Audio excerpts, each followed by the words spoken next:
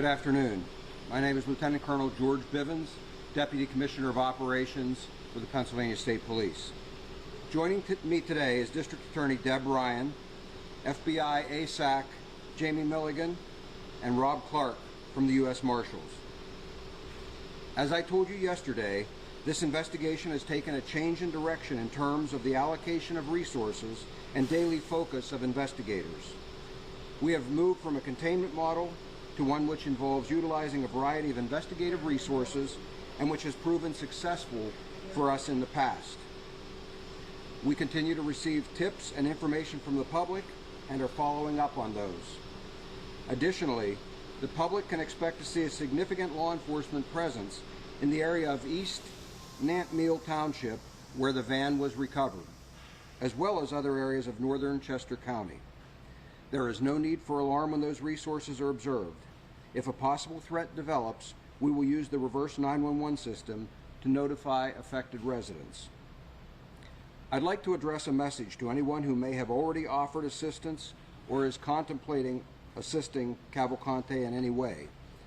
We will prosecute you fully for those actions. Alternatively, I would suggest that you are in a position to help facilitate the safe capture of Cavalcante. If you choose to assist us, you could be eligible for some or all of the reward that has been offered for Cavalcante's capture. As a matter of fact, I'm announcing today that Chester County has increased the amount of reward they are offering by another $5,000. That brings the total reward offered up to $25,000 for information that leads to the capture of Cavalcante. We remain concerned that Cavalcante will attempt to steal another vehicle to facilitate his escape. As a reminder, we ask for the public's help by familiarizing themselves with the updated photographs and description of Cavalcante, to check security cameras they have, and to call us immediately if they believe they may have seen him. Again, we ask residents to please secure homes, outbuildings, and vehicles. It is imperative that anyone with information about Cavalcante contact us immediately so that we may act on that information in a timely manner. Anyone with information is asked to call our tip line at 717-562-2987. 717-562-2987. I know this is an extremely stressful time for the community. We are doing everything possible to bring this to a successful resolution as quickly as possible.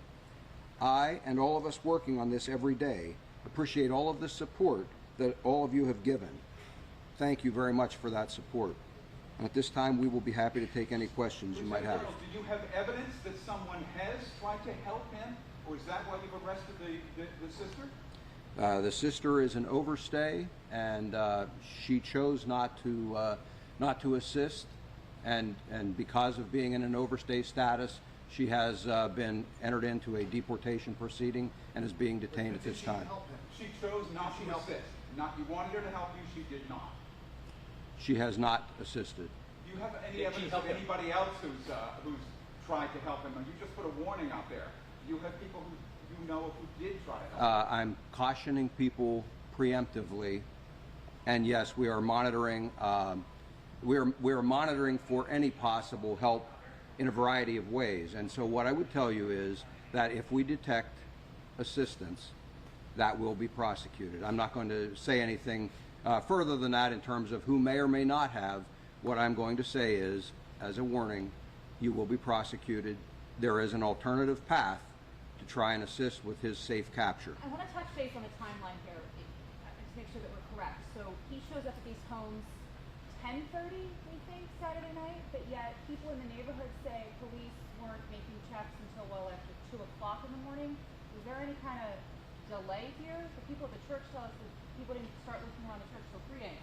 We weren't notified until well after midnight of the sightings. So 2 hours after he shows up at this house and has a conversation with at least 2 hours. Were there issues with 911 with that call from that family on the Ring doorbell camera? Were there any issues? And can you walk us through Can you actually just walk us through that entire sequence? I'm not aware of any issues with the 911 system, and I'm not going to comment further. What I'm going to tell you, I've already laid out what the timeline was, and what I would tell you is that the individuals, for example, the one was not home at the time. They were utilizing a doorbell to speak with him. They arrived home sometime later, reviewed the video, and contacted local police. Whatever occurred there, we were not a part of it. We received the notice, and I gave you the time yesterday. I don't have it in front of me, but it was sometime around 12:30, as I recall, so after midnight when we received the notice, and our investigators then began working on that information. These are the only two places that you believe he was, because we have neighbors in another Phoenixville neighborhood telling us that there was a heavy police presence, that he was knocking on doors in that neighborhood as well. Those were the only two that we have reports that he communicated with anyone. Lieutenant Colonel, at this point, have there been any other visual confirmed sightings of him since this doorbell photo was released? There have not. Do you have any reason to believe that he's just vanished without a trace? Do you still believe he's within Pennsylvania? Well, of course he hasn't vanished without a trace, and for a variety of reasons, yes, I do believe that he is in Pennsylvania. How many law enforcement personnel do you have working on this now, and have you brought in additional resources? That total right now is still probably hovering around the 300 mark, and yes, we have brought in additional resources, so we're switching some out. I described yesterday that today, as a matter of fact, we had planned a major push, and so there were a lot more uniform resources, there were tactical teams, a very large number of tactical teams, and a lot of other assets that would have been utilized. We have instead replaced some of those resources, certainly not all, with other investigative resources, because as I told you, the investigation has shifted, and so not only the state police but our federal partners as well have brought in additional resources that we believe will be useful going forward.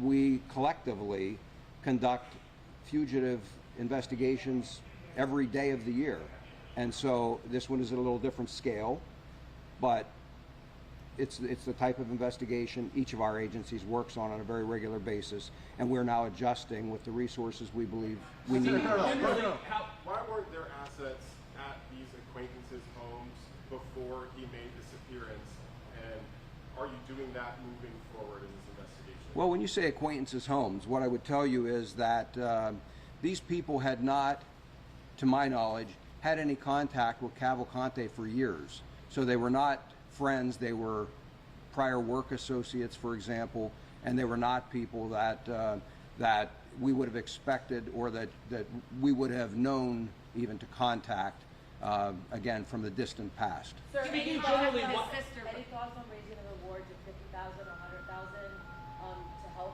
bring him to justice sooner rather than later? Well, no, again, right now we're announcing that the reward is at $25,000. I do believe that's a lot of money. I'm hard-pressed to believe that someone is sitting out there with information saying $25,000 is not enough. I suppose we'll consider things as we go forward, whether that will increase or not. But for right now, that seems to be a pretty reasonable amount, I think. So with the reward, with no defined area to search, are you 100% reliant on public tips in order to find them? No.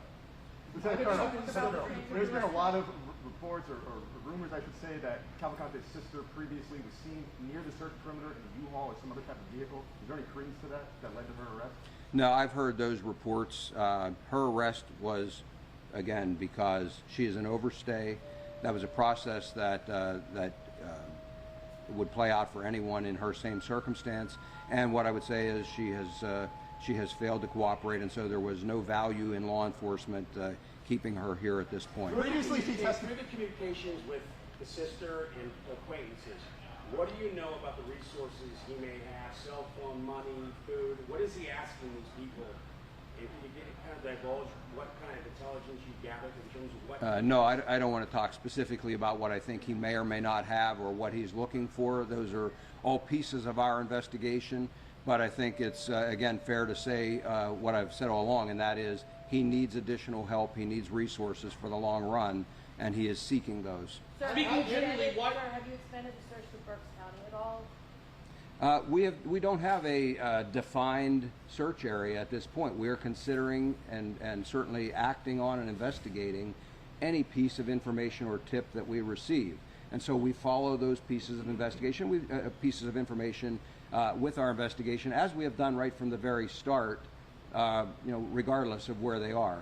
There are areas that I described, for example, in East Nanton Mill Township, for example, that may have a little more of our focus of some of our resources that are more visible. But again, that certainly is not a limiter at all for everything else that we're doing. Speaking generally, why do you still believe he's in Pennsylvania? Because I have no reason to believe that he is not. I don't believe he has the resources to get out of Pennsylvania. And again, other pieces of information that we have generated within this investigation lead me to believe that he is still here. Does he have any other family members here? Does he have any other family members here that you've contacted? I'm not going to talk about who we've contacted. He does still have some family and friends in the area, and we are aware of those. Lieutenant Colonel, why arrest his sister now? She previously testified at his trial in cooperation with prosecution. I assume her immigration status was known earlier in August. Why arrest her this week, or last week? From my perspective, and while I don't have anything to do with the removal process, there is no reason for me to try to interfere in that process, because she serves no value to the investigation, and she potentially could provide assistance. And I'm not confident that she would not in the future if we let her out there. Can you talk about what led to the activity we saw last night? You said since the doorbell camera there weren't any confirmed sightings. Could you expand on that a little bit? We continue to receive a significant number of tips, and so again, we will follow up on all of those. We have things that we are doing proactively, and so you may see some activity as a result of that. We have, and I said there are other things that may not be so obvious that you won't see that are going on as well. What kind of challenges is law enforcement facing in the search efforts in terms of terrain? I mean, obviously it's a very rural area, and you spoke about yesterday how he was able to manage his way outside of the perimeter. So what kind of challenges are we facing as we're heading? Very similar challenges in terms of the search efforts, very similar challenges to what we have faced previously to this point. Unfortunately, we don't have a containment area right now, so that's another, another concern and another challenge. But again, we're working through all of that, trying to pull together pieces of information so that we can narrow a search area, and ultimately use those tools to be able to capture him. How did he slip out of the previous search warrant? As I said yesterday, I don't have a definitive answer on that. I have my theories of how that happened. I have those theories because I'm aware of the weaknesses that were in there. I explained yesterday that no perimeter is 100% secure. It's not a wall. It doesn't have a ceiling. It doesn't have all of the things that you might normally use if you're trying to contain someone. We use the human element. We use technology and so forth to be able to try and secure the perimeter as best we can. I am aware of some of the weaknesses. Longwood Gardens presented some very unique challenges, and I believe he exploited one of those weaknesses. Do you believe any mistakes were made that allowed him to get out of that perimeter? I don't know that I would characterize it as a mistake. As I said, again, without knowing specifically what happened, what I would tell you is that I had concerns. I knew that there were weaknesses in that perimeter. It was a very strong perimeter as far as perimeters go, but there are always weaknesses, and that place posed some very unique challenges. Perhaps when this is all over, I can talk about some of those, but it was a very difficult place to try and secure. This is even more of a challenge, Lieutenant Colonel. You've got a far bigger area and no perimeter, and you really haven't gotten them locked in anymore. Well, sir, we conduct, as I indicated, we conduct fugitive investigations every day of the year across this Commonwealth, as do our partners that are standing here with me. Each one of them poses a challenge. We are most often very successful in those. Most don't lead to a protracted search like this. I am confident that using all of those resources, we will ultimately bring this one to a successful conclusion as well. It is September 11th. Any thoughts to the men and women that are on the ground with you, federal, state, and county law enforcement and local law enforcement for this day? It's 12 days searching for this convicted killer who's on the run. Certainly today is a day of remembrance, and our thoughts and prayers go out to the victims of 9/11. But what I would tell you is that the men and women that are working here on this investigation are not pausing or taking a break. They are actively working and doing their jobs because that's what people expect them to do. Question for Rob Clark. As far as how the Marshals are now investigating. You mentioned before this was like a game, a tactical game, cat and mouse. What changes now for your guys that are out there looking for it? That's a good question. So in the beginning, we were prepping here for the short game. We had a tactical response prepared in a certain area, and while that response was being prepared, we had a group of investigators from the U.S. Marshal Service here, some of the brightest minds in the agency, having a contingency plan of what we were going to do should he break perimeter or if he was outside that perimeter. So we had proactively planned for this, and I would say, we have our pre-operational planning set, our tactical resources, our technical resources were all brought here, and now we're planning for the long game. The search in the woods was to Cavalcante's advantage. He was in an 8 square mile area that with very difficult terrain, that was very difficult to get to, and there were some weaknesses in the perimeter. I think the incident command here was great, setting up the perimeter, bringing in the resources, and doing the absolute best we could. We had, I think, over 200 law enforcement officers in or around that perimeter, but now we're going to prepare for the long game. And the long game is what we do best. The U.S. Marshal Service, like the Colonel said, does fugitive investigations every day. This is a manhunt, and all that means to us is that it's a longer fugitive investigation with more resources. So we are prepared. Cavalcante playing your game now? I'm sorry? Is Cavalcante playing your game now? Cavalcante is now, I think the advantage has switched to law enforcement. Before it was advantage Cavalcante, while he was playing that tactical hide and seek in the woods. Now I believe it's advantage law enforcement because he's in an urban setting. And that's what our investigators do best, the U.S. Marshal Service investigators, and we're force multiplied here by these other federal, state, and local agencies. So I believe the advantage has switched to law enforcement. So what do you do? What is it that you do in this long game, in this urban setting? What changes? You go door to door? How do you look?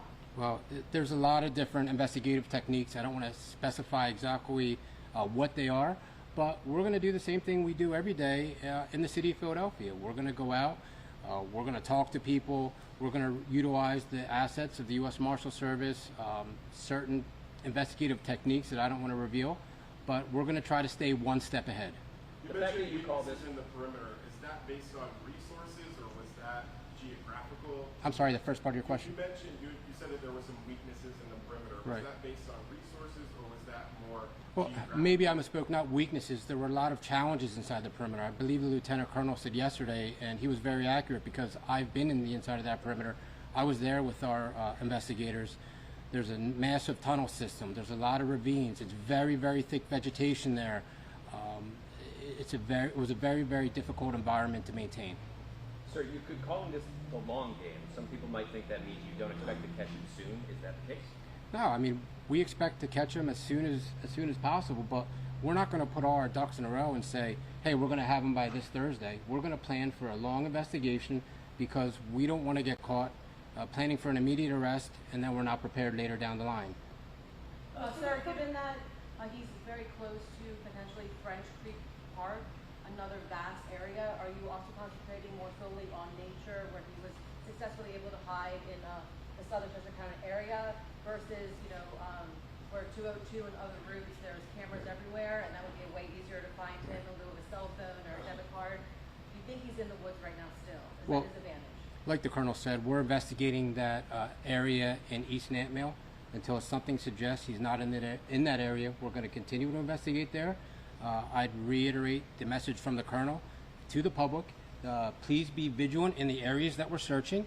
Make sure your doors are locked. Make sure your car keys are secured in your residence. Report anything suspicious to law enforcement. And if you have tips, call them in because we'd like to investigate 100 bad tips rather than miss that one good tip that's not called in. Lieutenant Colonel, you talked about protracted search. Has he tried to procure another vehicle since dumping the van? Not that we're aware of.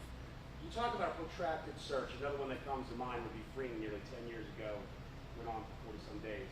What are some of the similarities and differences between these two searches? That's a question probably better for the Colonel. Well, what I would tell you is every search has its challenges. Some of the similarities, large search area, very difficult to know exactly where he was. And I would tell you that almost 9 years ago to the day, some of you all were standing with me in that area up there. And some of these same questions were being posed. What makes us think we can catch him? He's a trained survivalist.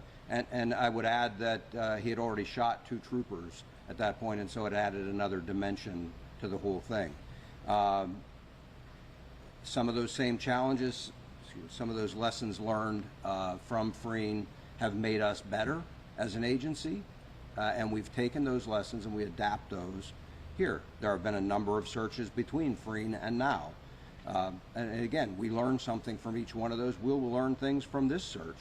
In the end, collectively with our partners, we will be successful and we will capture him. I know that you have been continuing to say that you believe he's in Pennsylvania.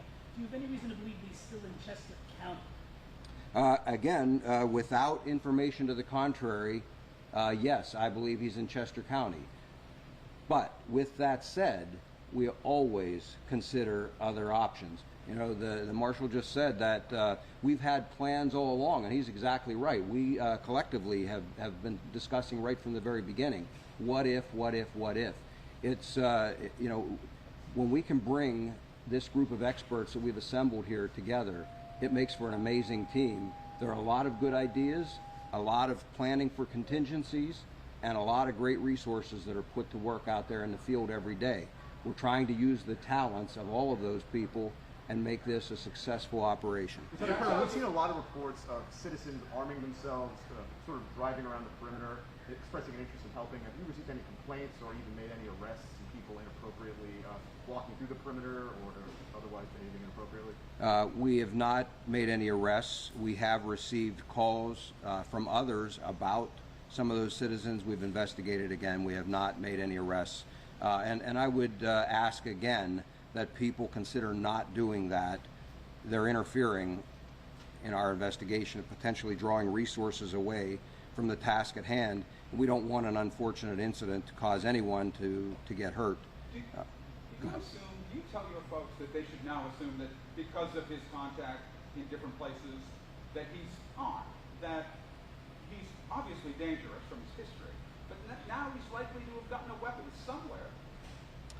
We obviously have always treated him as being dangerous, and we have always treated him as potentially being armed.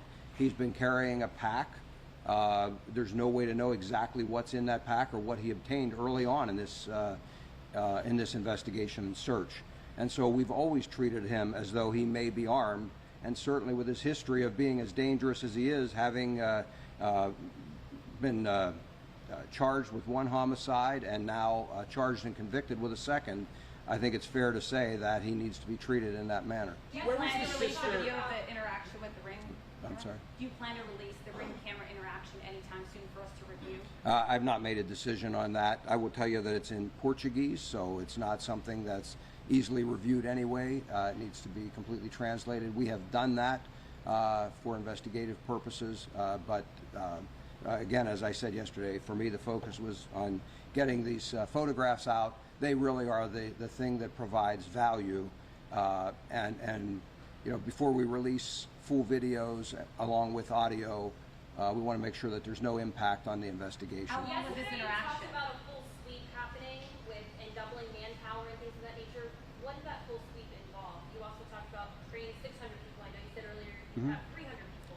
What happened with those numbers there? What is this? Well, you're misunderstanding. So what I was talking about was an operation that had been planned over the weekend to begin this morning, and was to sweep the entire secured perimeter of Longwood Gardens and the surrounding property within that perimeter.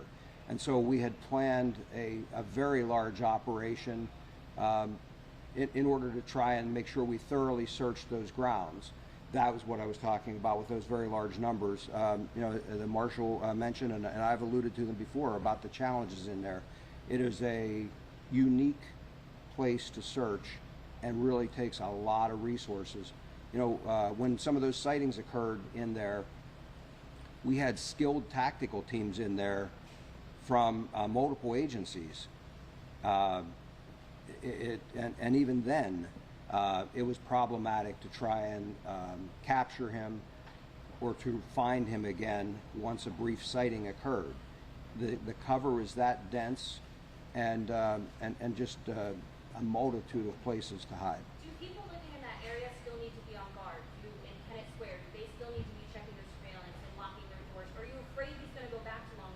I'm not afraid. What I am suggesting is that people should be vigilant. And I can't say that only people within some 1 square mile area someplace should be the only ones to be vigilant. As we saw, someone near the perimeter had a problem and left their vehicle unsecured with keys in it. That posed a problem. And so what I'm asking is that anyone, certainly in a very, it's a good practice anytime. They shouldn't be leaving their keys in the car. I'm just asking people to double down and be especially vigilant and make sure that they aren't doing things like that, particularly now when we're involved in this manhunt. You said you had no containment area. Can you be specific? You don't have a containment area like you did previously near Longwood?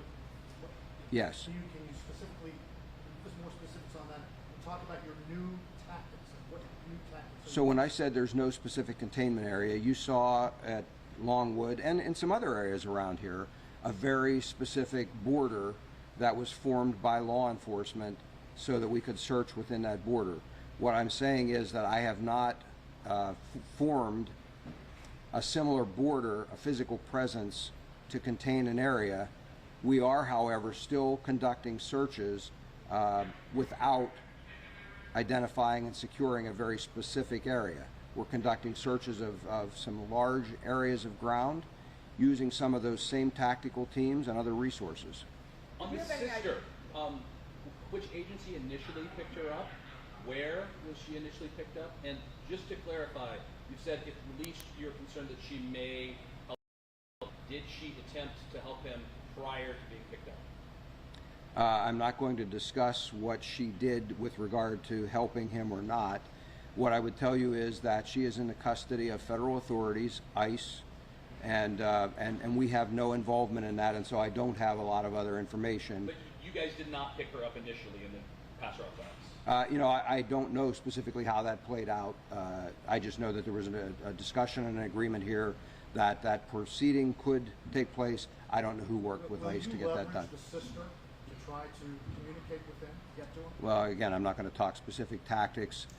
We will use all available tools, and we are seeking the cooperation of any and everyone in order to bring this to a safe, successful resolution. You shared the doorbell message you just said. What was he asking for specifically in regards to support? What I'm going to say is, generally speaking, he was focused in that message about trying to meet with these individuals. As I said, they were not home. And so he was trying to arrange a meeting and to make sure that that would occur without anyone else present. There were some other discussions that I'm not going to go into, but that was really the biggest focus. Was he was trying to make contact and he was trying to solicit help. Did he mention what location he wanted to meet at? There was not a specific location identified. There were a couple of places talked about, but ultimately there was no agreement to meet. So in terms of canine support, we've seen some wonderful German Shepherd officers. Have you brought in bloodhounds? We have. We've utilized a variety of canine types, and again, I rely on the expertise of our various canine officers to tell me what it is they need and what other resources they need, and we've acted on that as needed. Do you have any idea why he was heading from Phoenixville area to East Mansfield Township and what his next move could be? We have some theories about why that occurred, but and again, until he's captured and interviewed, we won't know that for sure. Senator, what was the tone of that message? Did it seem urgent? Did he seem confident? Did he seem arrogant? That one photo that everyone looks at seems like there's a smirk on his face. Can you give us a sense of what that message sounded like? I would characterize it as urgent but friendly. It was someone he clearly had not spoken to in some period of time, and so there was a reacquaintance and an effort to get assistance. Did the sister work as a housekeeper in this area or any of the areas that you're searching? I don't know. Colonel, there's been a little confusion on the doorbell camera. So he arrives, he speaks into it. Yes. Do the people whose home that is, do they have a conversation with him? Is it just he leaves a message in the Ring camera? They have a conversation with him. They spoke back to him? Yes, sir. Can you tell us what they said to him? Well, again, I characterize it generally as a reacquaintance and a discussion about trying to meet and to get some assistance. And then they didn't tell you about it until several hours after that? It was reported to the local police, and then the local police investigated, and ultimately what I'm saying is I was not a part of that, but there was a couple of hour period of time there before we became aware of it. I talked to the people in that house. I talked to a family member of the people in that house. They say that they reported their conversation to police immediately. Is that true? And what explains that delay? Is that the local I have no reason to doubt their account. I'm simply reporting to you the pieces that I have control or have knowledge of, and that is that we did not receive that information until about 12:30 that night. What steps the police department took to investigate that, whether there was, and I'm only speculating now, whether there was an issue or a concern because it was not in English, it was in Portuguese. I have not personally spoken to the officers. I know our investigators have. What I can tell you is that period of time lapsed before we became involved and became aware. It's clear that he reached out to a former coworker. Have you made a list of other people he's worked with or had relationships with in order to contact them since the sister's not cooperating? Certainly, any possible associates, family members, all of that are part of our ongoing investigation. The marshal alluded to the fact that there is a very thorough investigation. Much of that, if not all, was known even while we were working on the containment and capture model, again, as a contingency, should it be necessary. Sir, any chance today that you'll be able to share, do you work in the mushroom houses here in Chester County, or at Equestrian Farm? You seem somewhat familiar with the farms throughout the county here a bit. Any insight you can share in terms of where he was working in Chester County? I've read pretty significant history on him, but I'm not prepared today to stand here and talk to you about all that work history. He's been here for some time. He does have some varied experience, but again, I'm not prepared to. You're very calm when you talk about the delay between when your investigators learned about it. You talk about cooperation and the need for cooperation. It's got to be frustrating to hear that he was reported almost immediately, but then wasn't. Well, as I've indicated, I don't know the circumstances of why that wasn't reported. Our investigators have looked into it. There was certainly, we're not looking at did somebody engage in misconduct or anything like that. And so those are the circumstances we're faced with. And so the best I can do is what I've done all along, and that is to ask whether it's law enforcement, whether it's the public, or any other agency that might come in contact with anyone that would and it would possess some information. Please get that information to us very quickly. That's the best we can do. We need people to cooperate, and that's what we're asking for. Can you do a quick recap of the timeline? He escaped, they realized 2 hours later, the stolen van, the sighting on the ring. Can you do a quick timeline? Well, I don't have a timeline as far as he escaped. What we know is that that at some point that evening, that van was parked late afternoon, 4:30, 4:45. Was the last time that the owner saw that vehicle. What I can tell you is that we know that at some point that night, we now know, and again, without the times here in front of me, at 9 something and around 10 o'clock or so, 2 different contacts occurred in East Pikeland and in Phoenixville. Those contacts were ultimately reported to law enforcement. We were made aware of those at around 12:30 that night into the next morning. We still did not know about the stolen van at that point. Based on all of the information we gathered from those 2 contacts, we started looking for the potential for a stolen vehicle using a number of pieces of information. Our investigators were able to conclude what type of a vehicle it might be, and we sought out owners of those vehicles kind of in close proximity to where we were, and with that we identified the owner of the vehicle and they reported it stolen at that time. And so that all played out until 5 o'clock in the morning roughly, and again, I know we've talked about specific times. I'm just speaking from memory in the ballpark. So it's believed that while he had the stolen van, he made the contact with the ring camera and another contact? Yes.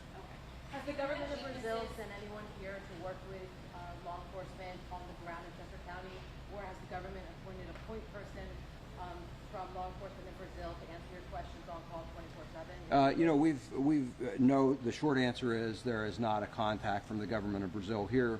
We do have, as a result of the prosecution that was done, the district attorney's office possessed really, I think, the information we needed in terms of his background and experiences, and we've been able to utilize that information. You've mentioned the canine units, you've mentioned the bloodhounds, the German shepherds, we've seen the helicopters. What other tools are being utilized right now today out there? Well, there's a whole array of technology that's being utilized. Again, I'm not going to go into the specifics of that. That puts us at a disadvantage when we explain everything we're doing and what the capabilities of that are. And so what I would tell you is that any available, reasonable resource is being brought to bear from not only the state police, but from the Marshals, from the FBI, from the county, from any agency that possesses it. The expertise, the technology, the investigative experiences are all being brought to bear on this. Going back to where this started, have there been other weaknesses or potential co-conspirators within the Chester County prison that would have been able to be saved in the first place? Now that this investigation's been going on. That will, when we finally conclude this investigation, we'll be able to speak more to any co-conspirators or anything. Right now, I'm not prepared to discuss that. We've made no arrests, filed no charges in that, and so it would be premature of us to address anything like that now. Earlier break-ins that social media, you've been really beat up. I'm sure you've seen the comments yourself that there's hundreds of law enforcement personnel out there. There's dogs, there's drones, etc. And so people are asking, why draw the line at 200 searches or 300 searches?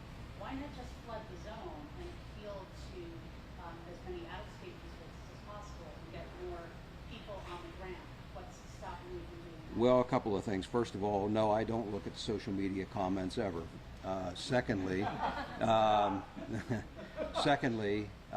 in terms of the number of people, would it satisfy them if I put 1,000? Would it satisfy them if I put 2,000 or 3,000 or 10,000? I suspect that those who criticize without the experience and the knowledge of the specifics in the investigation would not be satisfied regardless of what we did. What I can assure the citizens, the residents of these communities, are that we are doing everything possible, everything reasonable, and utilizing all available resources. If we needed 1,000 people, we would do it. Somebody mentioned freeing earlier. There were days there I had 1,000 law enforcement officers or more on any given operating period up there. If we needed that, we would have it. Why do you feel you don't at this point? I don't have the type of information that I would need to make the best use of all of those people. And to flood an area with unnecessary resources would interfere with people going about their daily lives. And so we're trying to find that balance of being as least intrusive as possible, while at the same time ensuring we've got every single resource we need to successfully conduct this investigation. At this point in the investigation, for those earlier home break-ins within the Longwood Gardens property, have you been able to confirm whether or not you actually entered anyone's home or broke into anyone's property there? I don't have any conclusive evidence to suggest that that he was responsible for any one of those burglaries. That's not to say that he couldn't have been. I'm saying I don't have a fingerprint, I don't have DNA to say that he was the person who did the certain break-in. Is the sister's apprehension in any way a possible warning to others who may know him, may have information that could help you, whose immigration status? I'll let that to others to look at that and draw their own conclusion. What I would say is, if someone is thinking about offering assistance and acts on that, we will take whatever actions are appropriate based on what they've done. There's some concern in the local Brazilian community that he's sticking around because he wants to come after people within the community.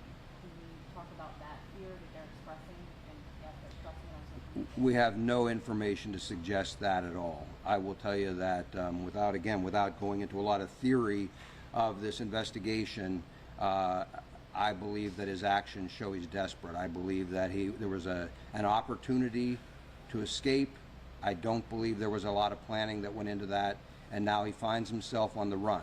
I think he is desperate. The fact that he has reached out to people with a very distant past connection tells me he doesn't have a great network of support. So I think he's desperate, and I've characterized him as that all along. And I think the longer we push him, the more resources, the more tools we bring to bear, we will ultimately capture him. He doesn't have what he needs to last long term.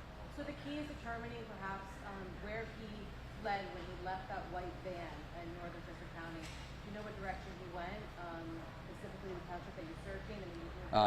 You know, I'm not there again. I'm not going to talk specifically about pieces of information that we may have gleaned. What I would say is that what I've already said, then that is that we will continue to search in that area. The fact is, let's suppose for a moment I was to tell you he fled to the east.